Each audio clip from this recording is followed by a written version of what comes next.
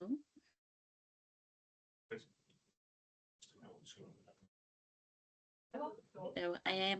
good afternoon, everyone.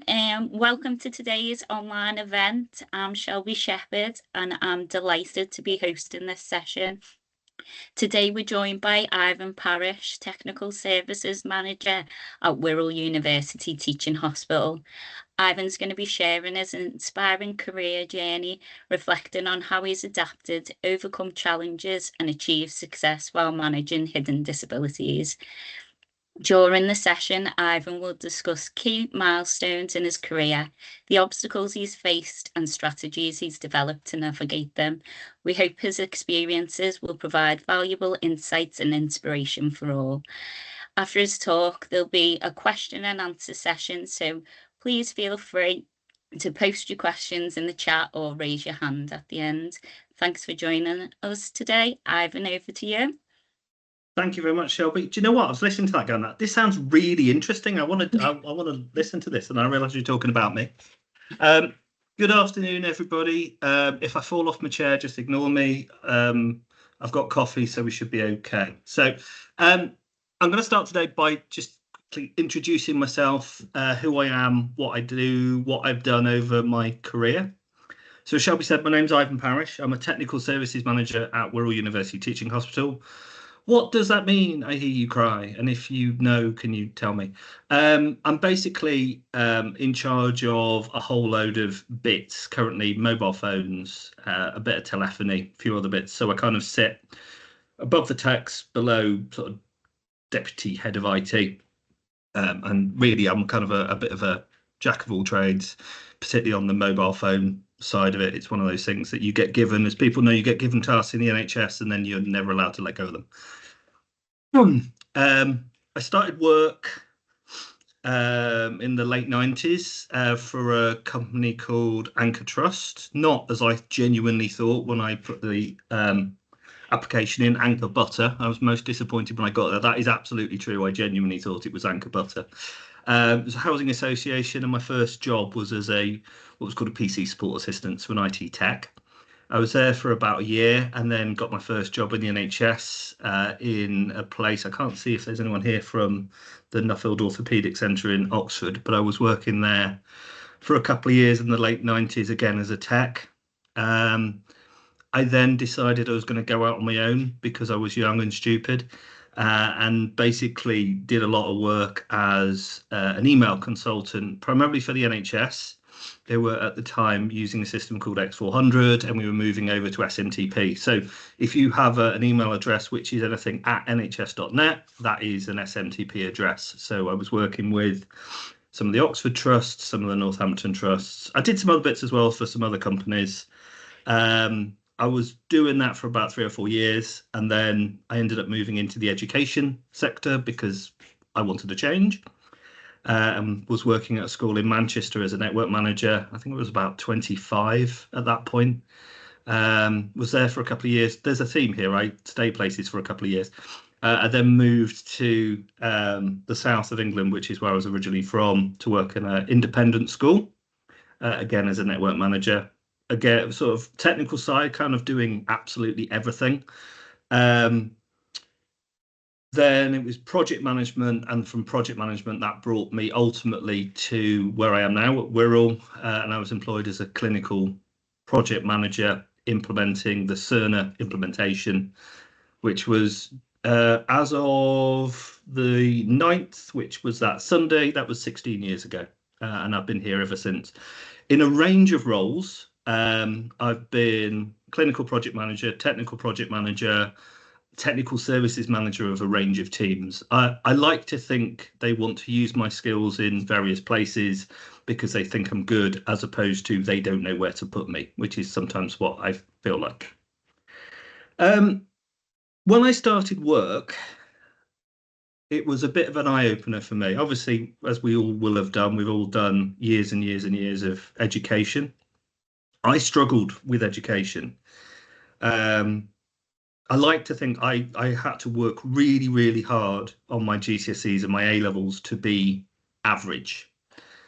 I did get good enough grades to go to university. And in fact, I was very lucky. I was offered places at all the universities I applied for. I then failed not one degree, but 2 degrees before I jumped out of the education system and started looking for work.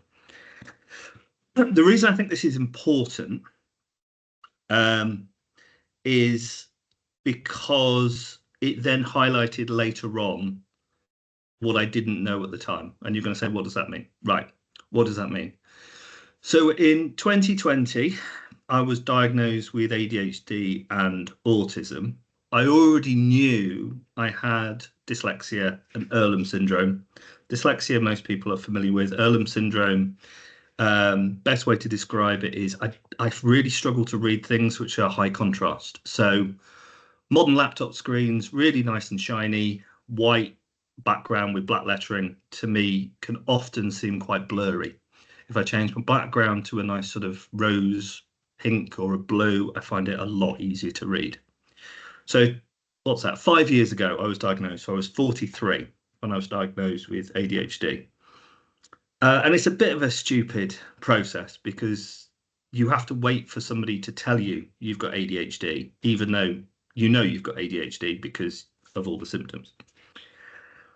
I thought I would be told I had ADHD and I'd be like, great, tick in a box, super, nothing changes. But what I actually found was there was a large period where, well, I say a large period, probably a week or two, where I almost had to rewrite my life.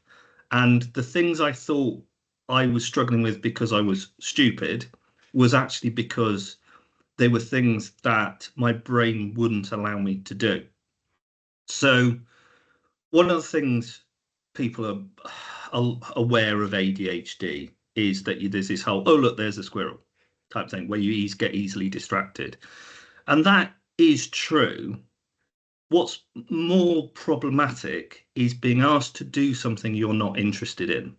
So as we go through school, unless you're very lucky, you're interested in a few subjects at best. So me having to study really hard to do subjects I wasn't really interested in was challenging. And when I was younger, I didn't realize there was a reason for that. I am from a family who I'm one of 4 children. I'm number 2 of 4. All my siblings are exceptionally academic. I would say, and I hope none of them are watching this, I don't think they are, I would say they're all autistic.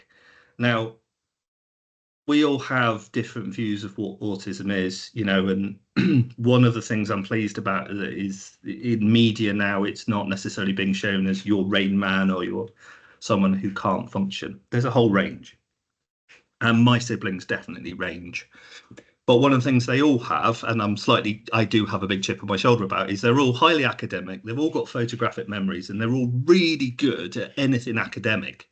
Whereas I didn't get that. I got the annoying level of autism and ADHD, which means I just kind of go off at a tangent. I'm not interested in stuff, or I'm really interested in things that are not necessarily useful. So having my diagnosis really shone a light on why I was having difficulty with things. And then came the let's try medication. Now that was also interesting because I naively thought, oh, I'll take some medication and my brain will just click into life and I'll be normal, whatever normal is. No, it didn't work. What I didn't realize at the time was for some people, medication just doesn't work. So the idea of it is you're given a stimulant, and the normal stimulant, I can't remember the name of the drug, but it's effectively 2/3 of a speed molecule. And the idea is that you stimulate the brain and then your brain goes, ah, okay, right, I can focus now. I had a mild benefit effect for a very short period of time. But what I found was as I titrated the medication up, my levels of anxiety increased, my levels of paranoia increased. And one of the most odd side effects is I ended up, I was taking 90 milligrams of this really strong stimulant and having a coffee and having to go to sleep right now, which was kind of like, oh, okay, well, this might explain why I need coffee to relax and it doesn't keep me awake and all these other things. So I realized that medication for me was not a route forward, which meant that I then had to start looking at alternative ways of coping. Rewinding 3 years before my diagnosis. Now, I appreciate I'm jumping around, but this is what I do. So just bear with me. So I've had 3 periods of long-term sick over probably from about 2013 onwards. When I say long periods, I'd say probably 3 to 6 months off. Supported by work, I was really not in a good place. I was really suffering really badly from depression, and as I worked out later, what actually happened was I'd hit burnout.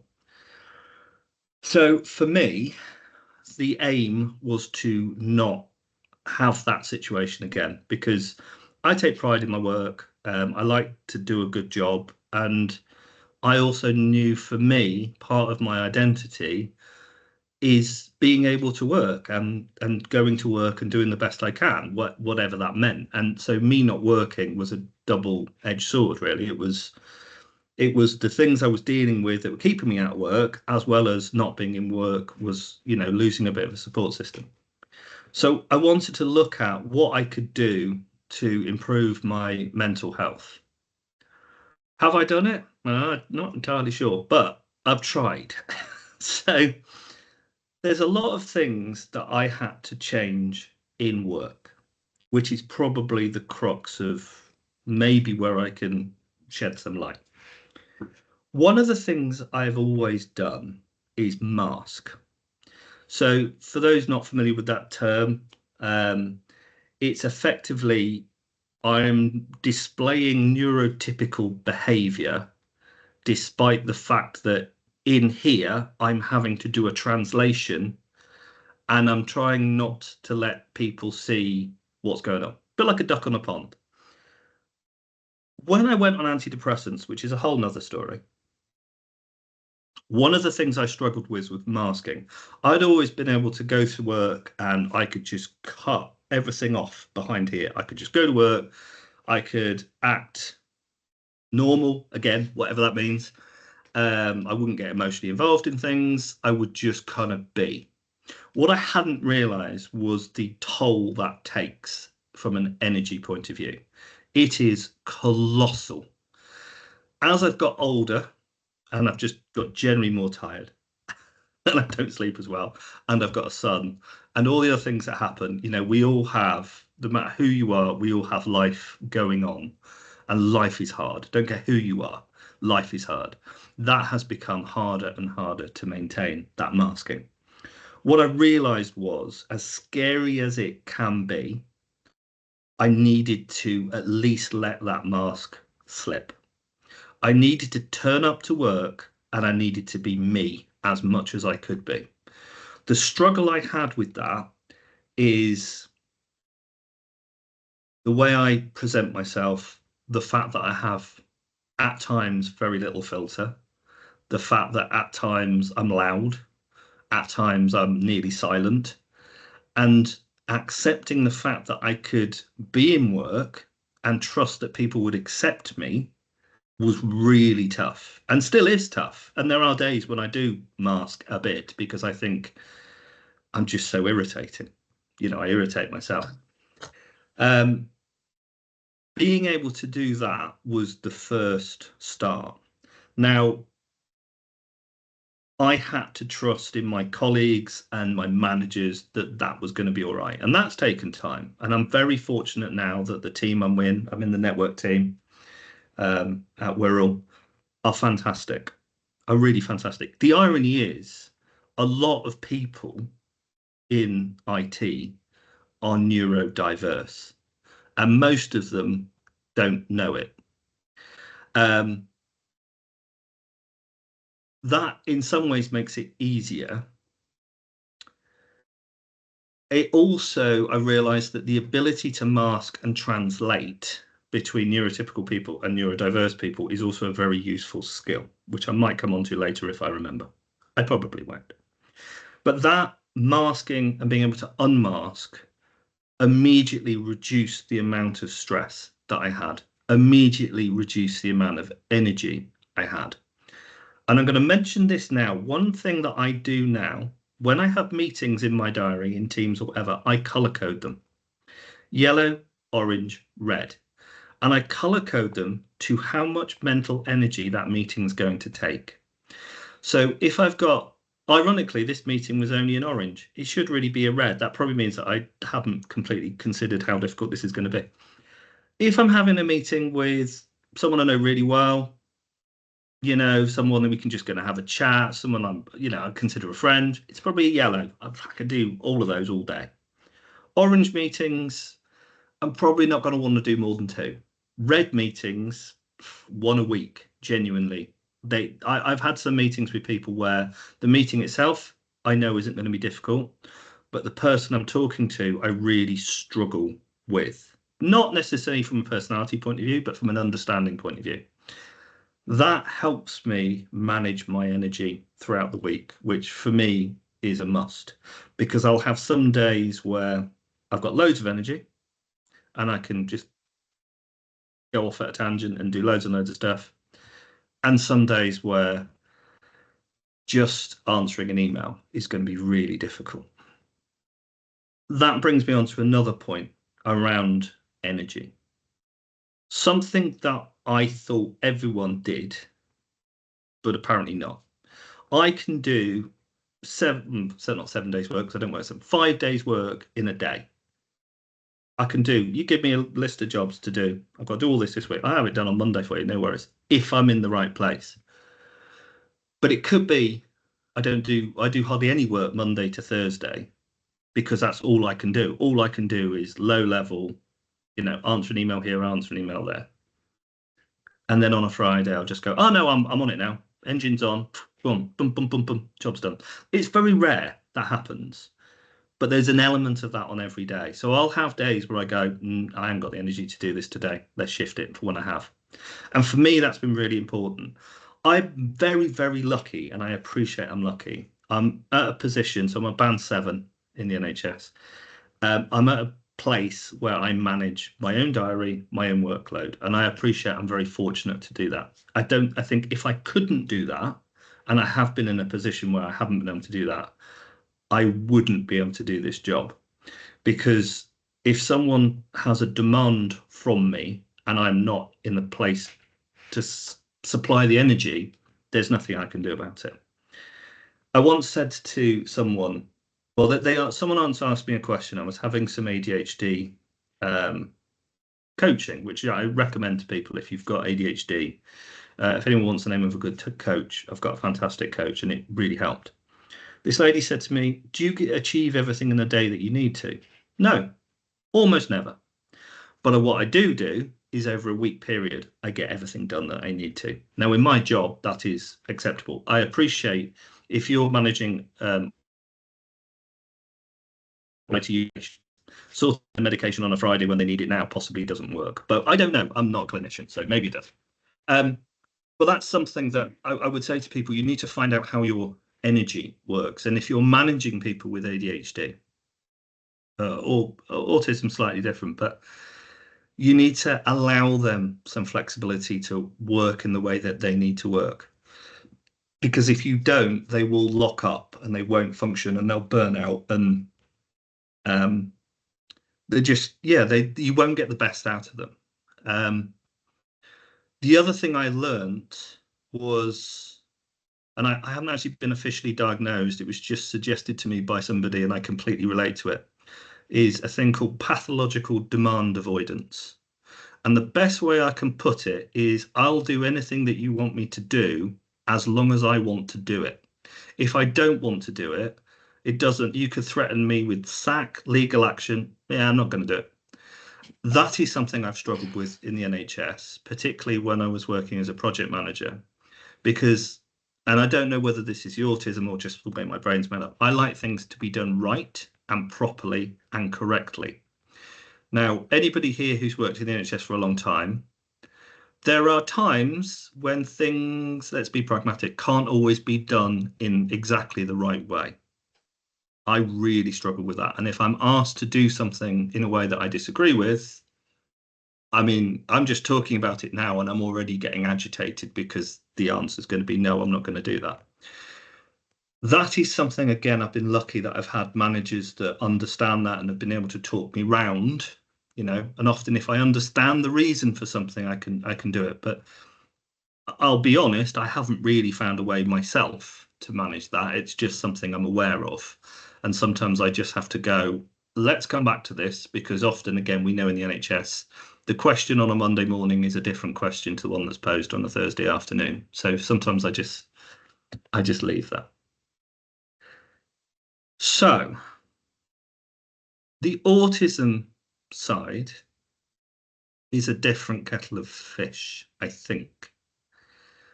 I've used it to my advantage in the sense that a lot of the jobs that I do require me to be precise, so that's useful. But I do think there is this inability, this sort of black and whiteness, which doesn't really work in the NHS, which is something you have to try and learn and be more adaptive.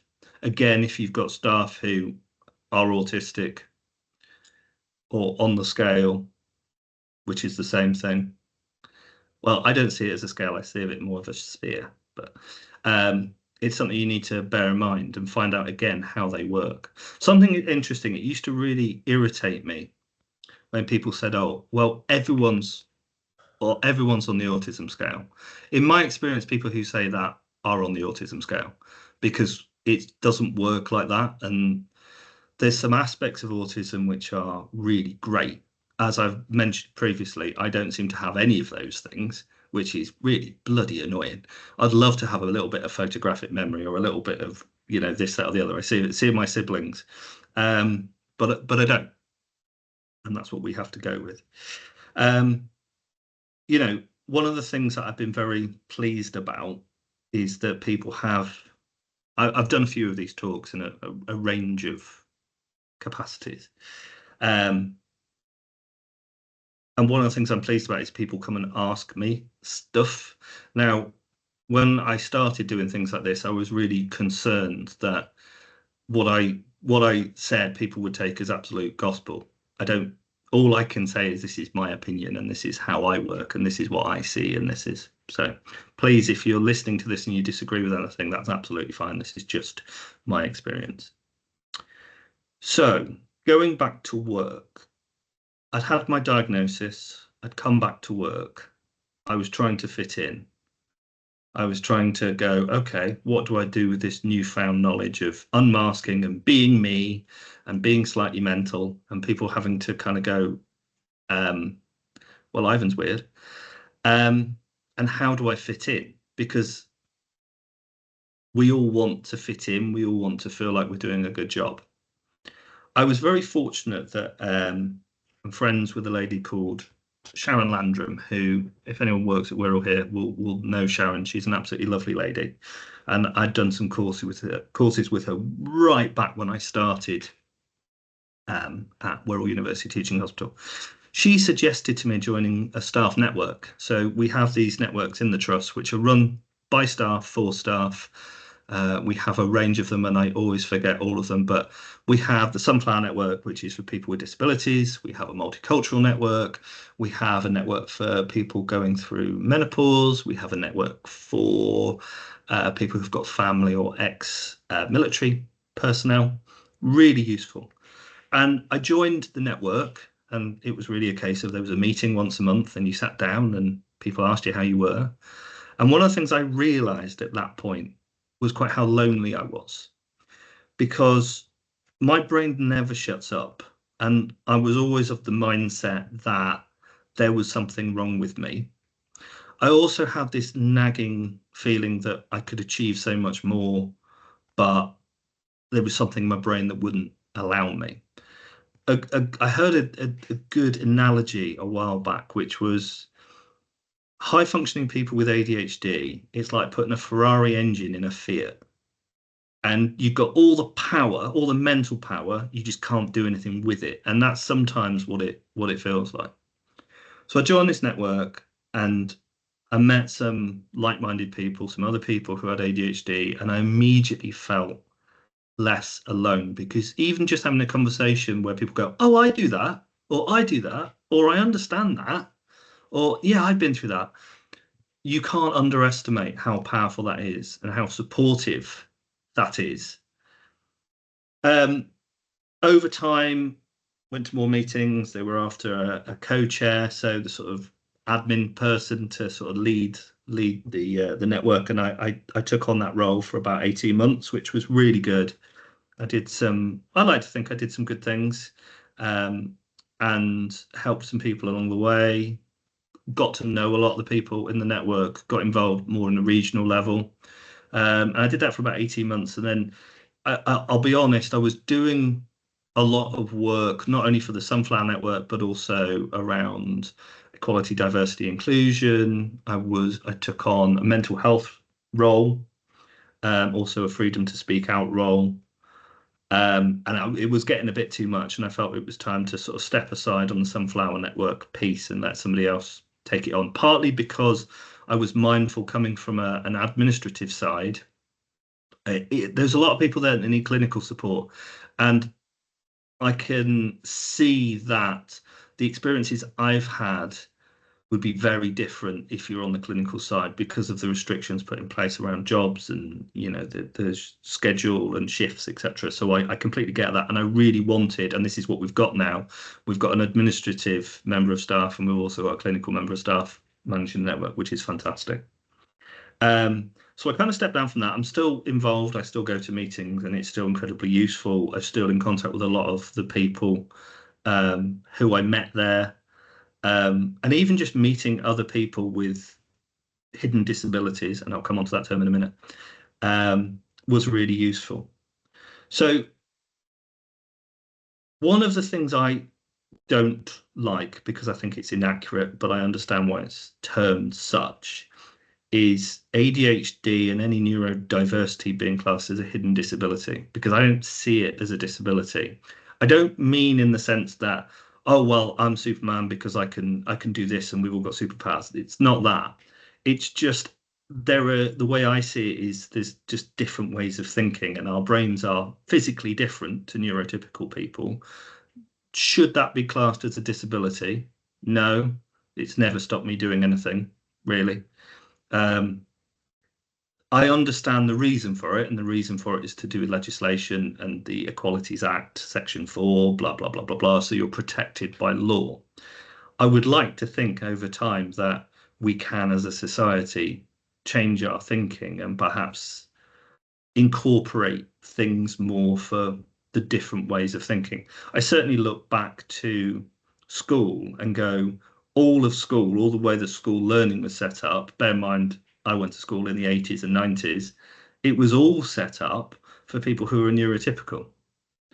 There was no like, well, I don't want to do it this way, I want to do it this way, or that isn't how I learn. There was no flax for that. And I still see it. I mean, I've made comments about the Trust Learning Portal because I don't know if everyone's on ESR, but the ESR modules, I understand why they're there. If you're neurodiverse, they are not useful. I can normally do the course without ever, I can complete the assessment without reading the course because the questions are logic based, they're not knowledge based. So why am I doing it? And those are the sort of things that irritate me because, well, again, you've got to do it. There has to be some value in why we're doing this. And so these are the challenges, and we come across them a lot. One of the things I have noticed is that in the education sector, I've done some work with universities, and in the education sector, they do seem to offer far more learning, far more different ways of learning than we do in the NHS. And I do think we need to offer different ways of learning. For me, there's no point me reading anything. In fact, I've even said I've genuinely had this conversation with my mother, because my mother and I communicate via email, which is great. She's 73 and she emails like an absolute beast. But I've had to say to her, if you're going to give me important information, bullet point it. Because if you write me a long narrative, I just won't read it. And now I say to people, if you write me an email and it's really long, I'm just not going to read it, because what I'm doing is a shortcut. Because otherwise, what will happen is they'll send it to me, I just won't read it. So at least I might as well tell them that I'm not going to read it because it's too long, because there's no point me reading it because I won't remember it. Because if I'm not interested in it, I'll never remember it. So often now I don't read things because I can't see the point. What's the point of spending 20 minutes reading something I'm not going to remember? Why don't I just not remember it because I haven't read it? That's my view. If it's important, I will read it, but if it's important, I'll know I need to remember it, if that makes some kind of sense. So again, going back to the unmasking, I'm just a lot more honest now with people. I used to come to work suited and booted. I don't anymore. I wear soft, long t-shirts, comfortable pair of flexi jeans, partly because I do occasionally need to dive under desks, but I need to be comfortable and I don't like ironing. So why am I going to make my life more difficult? I get too hot, so I need to be cool and I need to be comfortable. So these are the things that I've just gone, well, what does it matter? You know, at the end of the day, I'm as smart as I need to be. I'm comfortable. Shoes. Anybody who works in a hospital, we do a lot of walking. You know, we do a lot of walking around the hospital. And so I've just gone for, right, I wear barefoot shoes now, kind of smarter, you know, work ones. These are the little changes I've made. And whereas in the past I would think, oh no, I've got to wear a shirt, I've got to wear a tie. Why? Who cares? No one's ever said to me, Ivan, why are you not wearing a shirt? Whereas by unmasking and being me, I've realized that actually I need to be more comfortable. If I am comfortable, if I'm the right temperature, I work better. The other thing I found is I have days where I can't focus for more than 5 minutes on any one thing. That's fine. Why don't I just switch tasks? I've got a lot of things to do. I've probably got 20 things to do in my to-do list. Not that I write a to-do list because I resent having a to-do list to do, but that's a whole different subject. So I just rapid switch between them. And I get them all done, but I get bored after 5 minutes, so I go and do something else. I've also discovered that I probably need to get up and go for a walk. 5 minutes every hour, get away from the desk, change the scenery, get a drink, glass of water. That makes a huge difference. The other thing that I didn't realize that was a problem in the NHS, in certain aspects of the NHS, we like an open plan office. That's really bad. I used to be able to hear and tune into every single group of people's conversation, which is A, irritating and B, distracting. Something that's come up, and this came up at a lot of meetings we had in the Sunflower Network, that people didn't like open plan offices, and it can be down to the material of the chairs is uncomfortable. Temperature, oh my God, I'm sure we're not the only people to have air conditioning wars. I don't understand why it would make more sense to sit people in temperature zones rather than logical work zones because you can't do anything about temperature. And my argument was always, you can put more clothes on, but I can't take any more clothes off, which I think is a pretty mic drop argument. But open plan offices, something, if you are struggling with it, then it should be something that is considered because it doesn't work for all. I hate it. I had to get noise cancelling headphones, and even then, I found it really unpleasant to work in that environment. Yeah, that was just something that, and I couldn't. I'll be honest, I couldn't work out what it was that I was finding uncomfortable. It was just the overall environment. I've witted. Stratus. I'm looking at my list here. Lessons learned for medication, done that. Misconceptions, done that. Where am I now? God knows. So I've witted for about 35 minutes. I think that's about it. But I'm more than happy to have questions, or if you want me to shut up, or if I've missed something. So probably my closing statement is, if you are struggling and you think you're neurodiverse, you won't be on your own. Try and seek out like-minded people if that's possible. If that's not possible, go further afield. Look into regions. One of the things I did find, and this I'm hoping it's different now, there didn't seem to be a lot of support for adults who were late diagnosed with ADHD. It seemed to be a lot for parents with children with ADHD. And it's different. It's a bit like the commonality that men have to women have is slightly different in my experience in terms of the way it presents. And it's not always easy to be open and honest. You have to be really in a position to trust people, but it is less tiring. It does free up your brain space. And if you have good managers, or if you are a manager, you need to look at your staff and say, what are they good at? Because I guarantee they'll be really good at something. I've just been put in my position now because they wanted somebody who knew everybody and had technical skill. That's what I was told. I'm not entirely sure I believe it, but that's what I was told. And I was told that I was the person that they thought of and the only person they could think of that could do those two things, which is great. Use me. I want to be used for those sort of things. And that's what I would say to you is try and work out or concentrate on what you're good at. Try and avoid the stuff you're not good at. Who wants to do the stuff they're not good at? Pass it on to somebody else. Find someone else that likes doing it and concentrate on the stuff you're good at, because you will feel better. And if your managers see that, hopefully you can sort of develop more and work in the team, provide more to the team. Does that make sense? I'm not entirely sure it does, but I know what I mean. Right, I'm going to stop there because I do feel I'm wittering. Was that all right, Shelby? Oh no, that was brilliant. Thank you so much. Thank you for sharing that with us. I think we've got Linda's got a hand up. If you got a question, Linda. Yes, ask about, I was going to ask some things, but you kind of answered them along the way. But what kind of reasonable adjustments have you required and received in the workplace? And how do you navigate feeling like you're asking for too much by requesting reasonable adjustments? Because I kind of struggle with that.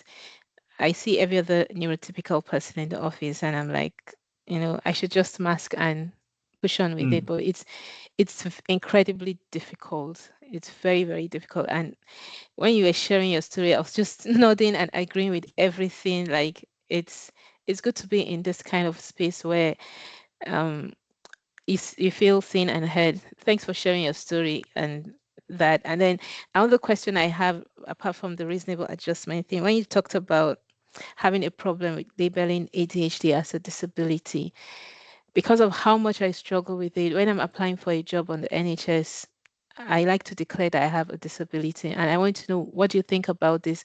Should I declare when applying for a job, or should I not declare? Because I kind of feel like I might be excluded because of that, because nobody wants to deal with the issues that an ADHD person brings. But I also know that I bring a lot of value to the table. My ADHD allows me to perform my work very, very well, but it also makes me perform some tasks not very well. No, oh, thank you. Yeah, I think one of the things that I've had fed back to me in the past and that I've observed is that if you start talking about your experience, a lot of people go, "Oh yeah, I've had something similar." So that's really good. In terms of reasonable adjustment, so I did a couple of things. I went to occupational health, who weren't particularly helpful, and I actually ended up writing a white paper on that, but that's a whole different subject because I had to explain to them the nature of ADHD, which is a whole different story. But the advice they gave me, and the only advice they could give me, was to go through what's it called? Work. What's it's called? It's gone up my head now. There's a government. What's it called? Work. Anybody? Start for 10, 3 points. Anyway, work assistance. It's the Department of Work and Pensions, and you contact them, and they will do an assessment and then work out if there's anything that they can do to help you. It's a bit of a weird access to work. That's it. I knew it would come back to me. It's a bit of a weird situation. It was good and bad. Out of that, I got a bigger laptop. I don't know why, but whatever. Noise cancelling headphones were really, really useful. So that's actually, there's a bit of a myth going around at the minute that for large companies that's been removed. It's not. You can go through access to work if you can do that process yourself, and anything that is required, they will cover 80% of the cost. I know that's not exactly what your question is, but that's kind of part of what I did. The other part of it was just being brutally honest with my manager. And for me, that was a case of saying to them, look, I want to be in work and I'm going to, I enjoy work and I want to be here and everything's great and there aren't any problems. I was really lucky, got on with everybody. I'm a really nice team. However, there are some days where, for me, I need to work in a different way. And that might be, I need to go work in a room on my own. I might have to go work from home. I might even have to take a short notice day off. None of those things ever really happen. I have worked from home before when I'm completely wiped out and just can't deal with people, or my depression's really bad. It does come down to just being honest. Now, that's difficult. Well, it can be really easy if you have a good relationship with your manager. If you don't, that becomes more tricky.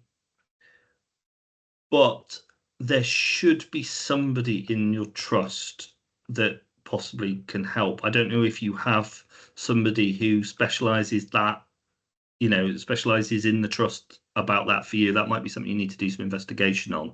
But it really does come down to your relationship with your manager, or if not them, their manager.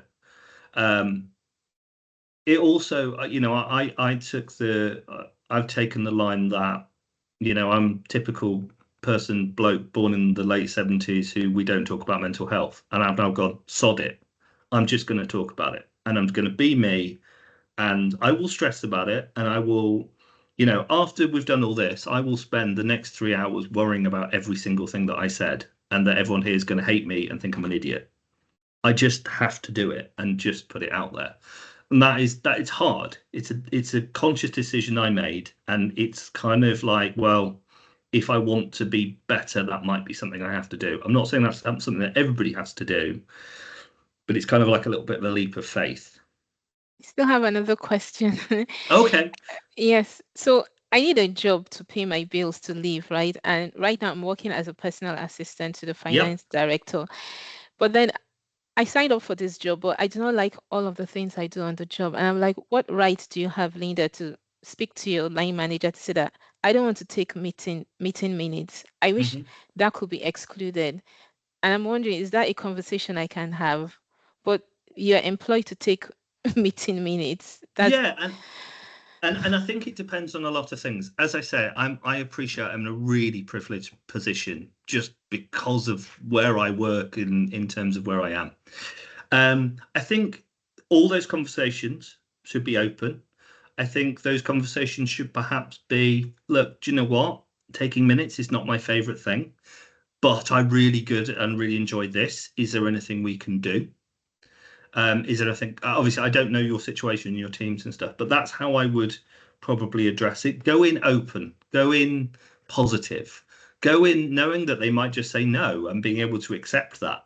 And then, I'm a big believer, if you don't ask the question, you don't know the answer. So that would be how I would deal with that. Going back to your previous question around declaring, it's personal preference. I have applied for a job and I didn't declare just because I didn't want to, no other reason. It's the same as some people don't feel the need to be diagnosed. I feel the need to be diagnosed and then hyper focus on everything about it, so I understood it to the nth degree. It's personal preference, and it's what you might want to disclose on this and this, but not on this one. I just think it's whatever you feel right. I would like to think we shouldn't have to. I did speak to a colleague of mine who's a very senior member of staff who's got ADHD and was quite open about it. He applied for a job somewhere else, and they raised the fact that he'd said on his application form he had ADHD, and the fact that they'd raised it and they thought it might be a problem, he declined the job even though they offered it to him because he didn't want to work somewhere where it was a problem, which was great for us because he's a fantastic member of staff. So it is personal preference. I don't think it's completely down to you whether you want to or not. It's a completely valid thing to do, and it's valid, I think, because of the misconceptions of what ADHD and all neurodiversity is. It's an incredibly complex piece. You know, some people don't believe it exists. Well, you can prove it exists, because if you were to take an MRI of my brain is different, you know. So I think it is personal preference, and it's whatever you feel most comfortable with, and don't judge yourself on it either way. Thank you. That's all right.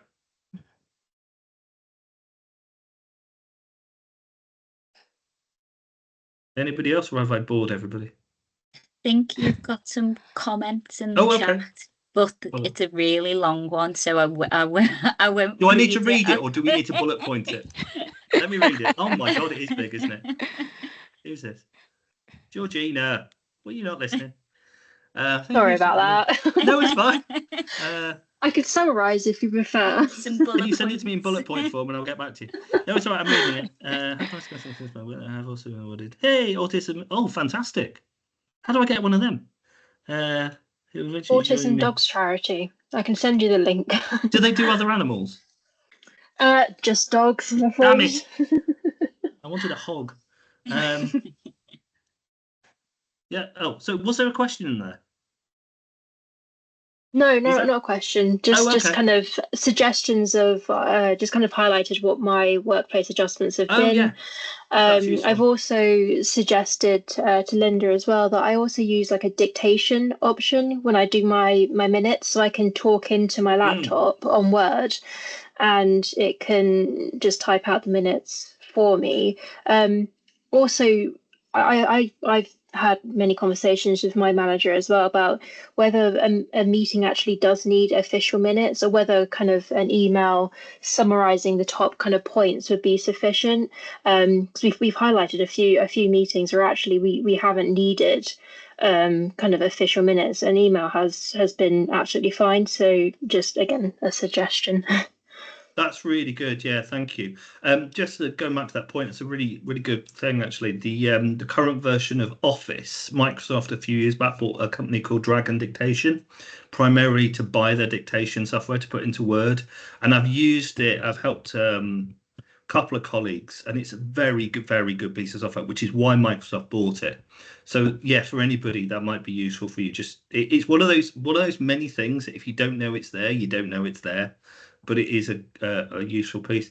And Georgina as well. Are you a Georgina or a G or a Gina or a Normally Georgie is fine, Georgie. but I'm fine with anything. It's fine. Oh, okay.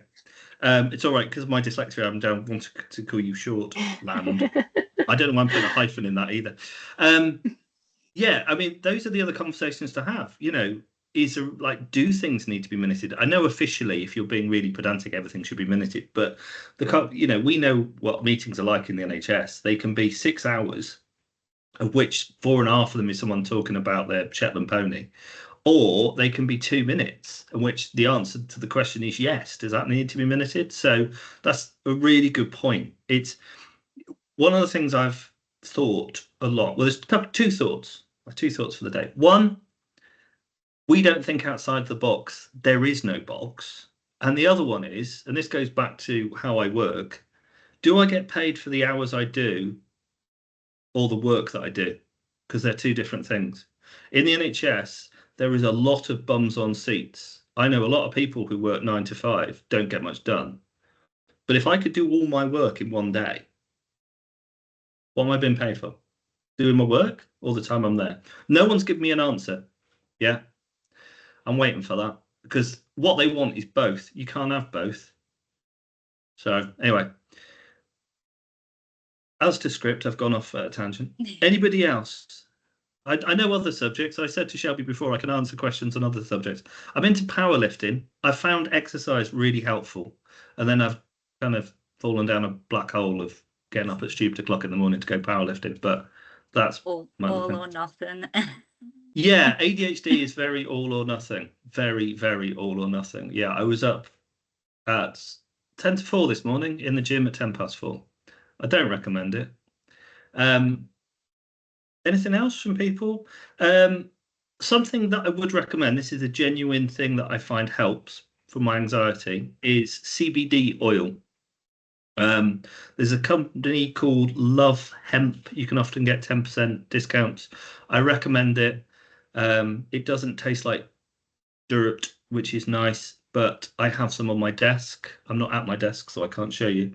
But I really recommend it. I'm not sponsored by them, but it's a really nice way of just chilling, taking a moment, because I get slightly highly strung, as you can tell by me waggling my arms around. So Love Hemp, I recommend. Other than that, stay healthy, hydrated. I did stop drinking 3 years ago because I discovered that I was using alcohol and then painkillers to stop my brain whirring, which was heading into not a great place. So a lot of people I know with ADHD have stopped drinking just because they find it unhelpful. But again, personal preference. Some people might find it more helpful. Lots of coffee, that's helpful. Oh, Well, But Got coffee me. makes me sleepy. yeah, same. Oh yeah, ashwagandha. Yeah, G, thank you very much. Sorry, Georgie. Ashwagandha is good too. Yeah, that's another one that's useful. Yes, coffee makes me sleepy. Particularly Lion's mane decaf as coffee. well, I think. Lion's mane, I've heard good things. Yeah. And ashwagandha. The other thing that I add to my drink in the morning is an amino acid called L-glutamine, which you can buy as a powder, just dilutes. I've heard good things about that. You know, a lot of things is healthy diet, fruit, veg, sunlight, all those things that we all know, but it's very difficult. And it's trying to make that commitment to do these things. The other thing I've found really helps me sleep, not that I'm sleeping well at the minute, but is having a shower before I go to bed, because I've been cold. So I have a shower, get out the shower, jump in bed, and then that seems to help. Okay. Oh, I was going Linda. to say one more thing. So my line manager is just very supportive of me and all. And in order to support me further, during one of our Value Me sessions in the finance department, she said I should give a presentation about my lived experience with ADHD. Yep. And this this session we've had is going to help me come up with my slides. So thank you very much. But if That's you do fine. have anything that you like to share with me further, I'll send you an email. Yes, would like please some do. help. Anything I can do to help. So Yes. I first did one of these in 2023, and I was asked to present at the Leaders Forum. And me being me, I just went, yeah, fine. Didn't think about it. And then it's videoed, and you can see the moment it happened. I had to do a 10-minute talk to about, God, hundreds of people, all senior managers, directors, board members. And I get to the lectern, and you can see there's a pause, because up until the moment I got onto that lectern, I had no idea what I was going to say. No idea. I hadn't thought about it at all. And you can see my brain go, you're going to have to talk about something. It's really odd, because I remember it happening, and then I just talked and it was all fine. But it's really odd to see that brain switch thing. But anyway, yes. So good luck. You'll smash it. Just be you. Thank you. Is that it? Have I killed everybody? You might be able to escape now. Fine. I just want to say thank you again, and thank you for everyone who's joined and participated. I said I'd get one word miggled up. You were at doing least, really didn't I? well. Especially everyone who's asked questions. I was going to make you say Antipodean. Oh God, no, please don't. We hope you found today's session meaningful and left with new perspectives and motivation for your own journeys. If you've got any more questions or any feedback, feel free to pop us an email. Thank If it's you. not good feedback, don't send me. My self-esteem is not good. But what I will say, sorry, Shelby, to interrupt you, because I do that a lot. If anyone's got any questions, wants anything to talk about anything, just need support, then just email me. It's fine. I'm not around this afternoon, but other than that, yeah, it's fine. Email in bullet points. Yeah, don't make it long. Unless it's about motorbikes. If you make it motorbikes, you can just do full narrative, or powerlifting. Either of those things, full narrative is absolutely fine. Okay. Thank you very much, everyone. Thank you. Do I get a chance to ask other people questions, or is that not? Yeah, you can ask us questions. Ask me. I've put myself on the spot now, and I haven't got any questions to ask. But anyway, thank you for joining. Talk to you soon. All right. Bye. Thank you. See you guys. Bye. Bye-bye. Thank you.